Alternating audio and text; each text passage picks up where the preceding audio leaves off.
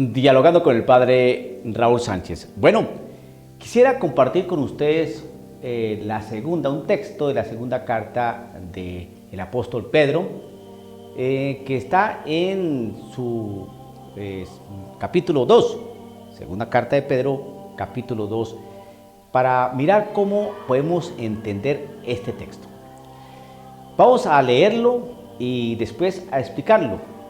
Es tan claro, tan meridianamente claro, que se entiende a todas luces, que al explicarlo uno dice, no hay necesidad de explicarlo, se ha entendido. No faltarán los que dicen, bueno, ese texto lo está usted estudiando y analizando de una manera fundamentalista. ¿Por qué? Porque eso es lo que se está analizando hoy en algo que se llama la nueva hermenéutica, analizar todo desde una perspectiva de la nueva hermenéutica. Hermenéutica, es decir, interpretación de los textos sagrados, de los textos jurídicos. Es una ciencia que se encarga de estudiar de una manera científica, metódica, sistemática, organizada, ¿no?, los textos sagrados o los textos jurídicos. ¿Quién escribió? ¿Por qué se escribió? ¿En qué contexto se escribió? ¿Para quién se escribió? ¿En qué lengua se escribió? ¿No? Etcétera, etcétera.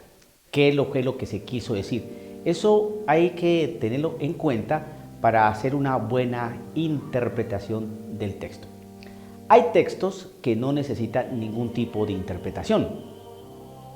Otros textos sí necesitan algún tipo de interpretación. Por ejemplo, hay un texto que no necesita de interpretación.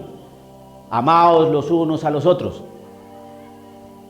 Ese texto no necesita ningún tipo de interpretación. Ustedes cuando oren digan, Padre nuestro que estás... Eso no necesita ningún tipo de interpretación. Se puede interpretar una parábola, eso es susceptible de interpretación. Es necesario interpretar, por ejemplo, una hipérbole, una exageración. Si tu ojo te es ocasión de pecado, córtatelo, sácatelo. Eso necesita una interpretación. Se necesita interpretación, por ejemplo, para estudiar y analizar, ¿no?, los textos del Apocalipsis. Por ejemplo, se entabló una gran batalla, ¿no?, y el dragón, la antigua serpiente, se necesita una interpretación, ¿no? Una interpretación también cuando leemos los pasajes del libro del Génesis, en el momento de la creación, de la caída, etc. Hay textos que necesitan de interpretación. Otros textos son tan claros, tan evidentes, que no necesitan ningún tipo de análisis ulterior, ¿no?, como ese que decimos, ámense los unos a los otros. O mi paz les dejo, mi paz les doy, y la paz que yo les doy es distinta a la que da el mundo. Por ejemplo, son textos demasiado claros, como este que vamos a compartir. Segunda carta de Pedro en su capítulo 2. Dice así: así como hubo falsos profetas en el pueblo de Israel, también entre ustedes habrá falsos maestros. Introducirán novedades dañinas, pero sin tardar se perderán por renegar del maestro que los rescató. Muchos imitarán sus vicios y por su culpa será desprestigiado el camino de la verdad. Los inspirará el amor al dinero y se aprovecharán de ustedes con palabras engañosas. Pero su sentencia hace tiempo que está al acecho y su destrucción es inminente. Bueno, esto Pedro lo dijo hace más o menos 2000 años. Y este texto lo dijo para aquella oportunidad. Pero está hablando de algo que es profético, lo está diciendo. Eso que dijo en aquella época tiene sentido para esa época, pero también para esta. ¿Por qué? Porque aquí él está hablando en futuro. Así como hubo falsos profetas en el pueblo de Israel, también entre ustedes habrá falsos maestros. Entonces, Pone en contexto al pueblo. Está predicando Pedro, está escribiendo Pedro, en virtud de algo que vio, que experimentó y consideró pertinente escribir una carta para recordar, para exhortar. Y entonces aquí en esta carta, Pedro está diciéndole a estas comunidades que donde él iba a predicar, a enseñar, a evangelizar, pues entonces dijo, les está recordando, así como hubo falsos profetas en el pueblo de Israel, también entre ustedes habrá falsos maestros. Entre ustedes. Entonces vamos a mirar esas palabritas. Entre ustedes. ¿Quiénes son entre ustedes? ¿Quiénes son ustedes? Las comunidades cristianas. En Israel hubo falsos profetas. Entre ustedes, entre los cristianos, va a haber falsos maestros. Y lo dijo para un futuro. Seguramente él sabía lo que iba a pasar y por eso lo dijo. ¿Y un futuro cuándo? 5 años después del que dijo de lo que afirmó, 10 años después de lo que afirmó, no, para el futuro. Es decir, siempre van a aparecer falsos maestros entre nosotros.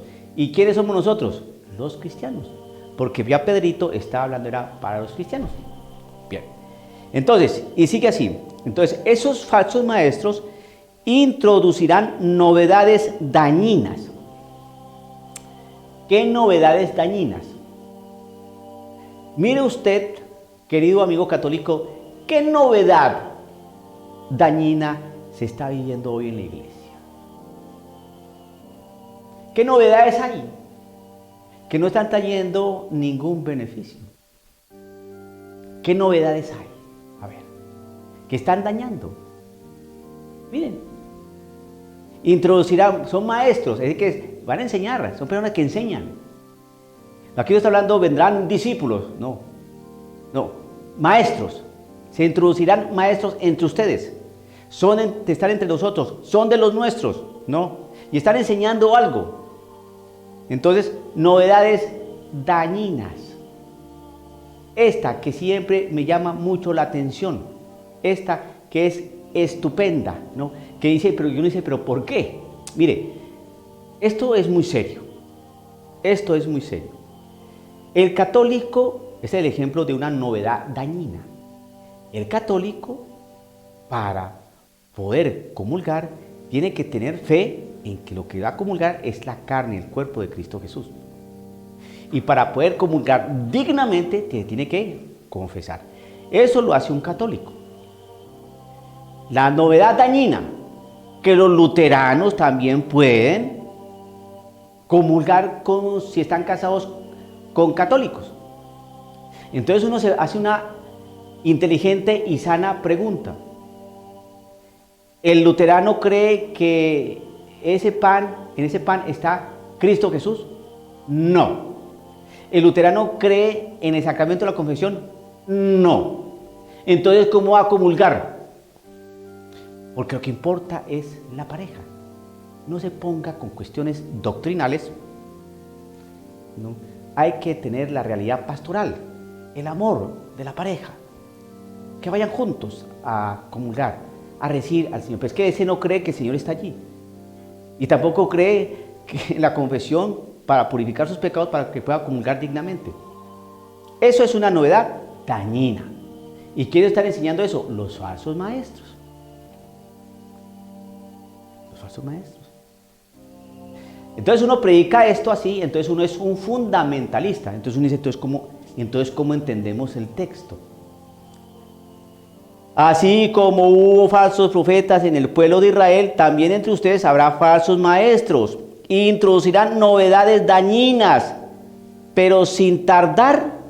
Es decir, cuando introducen esas novedades que son tan dañinas, pero sin tardar, se perderán por renegar del maestro que los rescató. ¿Quién fue el maestro que los rescató? Cristo Jesús. Pero por enseñar falsas enseñanzas, por enseñar novedades dañinas, entonces se perderán por renegar del maestro que los rescató. Enseñar tantas novedades dañinas, entonces empiezan a renegar de Cristo Jesús, que es la verdad. Entonces empiezan a apartarse de esa verdad. Otro ejemplo. Vamos a mirar a ver si no es por ahí. ¿Quién dijo que un varón con un varón se pueden casar y una mujer con otra mujer se pueden casar? O pueden tener una vida digna y tener una familia bonita. Dime, ¿quién se inventó eso? Hágame el favor y me dice, ¿de dónde salió eso? Eso es el mayor despropósito y escalabro moral que se ha podido inventar el maligno. ¿Y por qué estoy diciendo esto, hermano? Porque resulta que el querer de Dios y la misma ley natural que se ilumina a través de la razón, o que se entiende y se explica mejor a través de la razón, nos puede demostrar que existe humanidad en el mundo es porque tiene que haber hombre y mujer, porque de ahí se genera vida. O sea que la realidad de familia no es simplemente de orden sexual, o de orden de compañía, o de orden de estar juntos, o de orden de hacer pareja. No. La realidad de familia está en que el hombre y la mujer se complementan, es decir, se completan para que generen vida, para que eduquen esos hijos, y así existan sociedades sanas, buenas y nobles. ¿Qué puede producir un hombre con un hombre? Nada. ¿Qué tipo de familia puede haber ahí? Ninguna. ¿Qué tipo de complementariedad hay? Nada. ¿Es algo que va de acuerdo a la naturaleza? No. Entonces, ¿por qué están inventándose eso? Esas son que esos falsos maestros introducirán novedades dañinas. Es novedoso, pero ¿por qué no? Si tienen derecho. Si Camilo ama a Ernesto de manera estupenda. Miren esos ojos, miren esos abrazos. Hombre, pobrecitos. No, hermano, es que aquí no se trata de pobretear. Aquí se trata de mirar si eso tiene algún asidero sólido, moral, antropológico, científico, biológico, fisiológico, si eso tiene un sentido a nivel social, religioso. Por Dios santo, pero son novedades dañinas y están haciendo mucho daño. ¿Qué podemos hacer? Es una cosa increíble. Bien, entonces por empezar a enseñar ese tipo de cosas, van a apartarse de Cristo Jesús, que fue el que, como dice acá, fue el que lo rescató. Entonces por eso aparecen aquellos dos extremos o dos lugares, ¿no? Que los modernistas, que los conservadores, que los ultraderecha, que los ultraizquierda, no, hermano, no nos enredemos con ese tipo de calificativos, de adjetivos, no nos enredemos con eso. Aquí simplemente, hermano, lo que estamos viendo es que hay personas que perdieron la fe y otros que las mantienen. Pero los que mantienen la fe son los rígidos, son los esquizofrénicos, son los que no comprenden, ¿no?, la nueva hermenéutica. Que la doctrina, la nueva hermenéutica es esta, que la doctrina dice una cosa, pero la pastoral es otra. Esa es la nueva hermenéutica. Claro que obviamente con sus matices y sus adecuaciones reales, ¿no? Pero es así. ¿Qué texto, qué nueva hermenéutica le podríamos realizar a este texto? Es que eso se está desarrollando en este término de una nueva hermenéutica, se está desarrollando y se está gestando mucho allá en el camino sinodal en Alemania. Es un lenguaje bastante espinoso, ¿no? Es como una bola de agujas que uno no sabe por dónde tomarla, agarrarla, porque se va a chuzar. Entonces va a tocar con pinzas. Y es muy delicado. ¿Por qué? Porque vendrán, ¿no? Estarán entre ustedes, como dice acá, pero también entre ustedes habrá falsos maestros que introducirán novedades dañinas. Van a hacer mucho daño y por estar introduciendo novedades dañinas se están apartando ¿no? Y van a empezar a renegar del maestro que lo rescató. ¿Qué maestro lo rescató?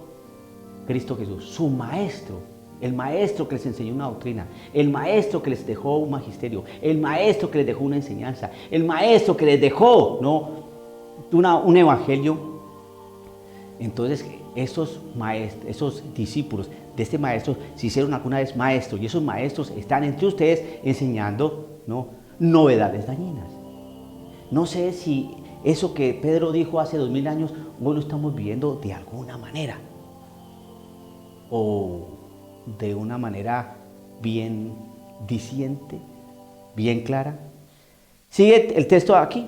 Muchos imitarán sus vicios y por su culpa será desprestigiado el camino de la verdad. ¿Cuál es el camino de la verdad? El camino de la verdad, hermano, es el que nos ha venido enseñando la Iglesia Católica. Entonces la Iglesia Católica va siendo desprestigiada porque es que uno hace el camino con Cristo Jesús. Y Cristo Jesús nos lleva al Padre. Yo soy el camino, la verdad y la vida. Entonces se va desprestigiando ese camino que nos lleva al Padre. Entonces aparece cualquier viento de doctrina, cualquier novedad dañina, cualquier cosa que nos digan, y todo cabe dentro de la Iglesia Católica. Segunda carta de Pedro, capítulo 2, del versículo 1 en adelante.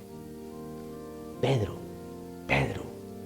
el Papa, Pedro nos está hablando. Dialogando con el padre Raúl Sánchez.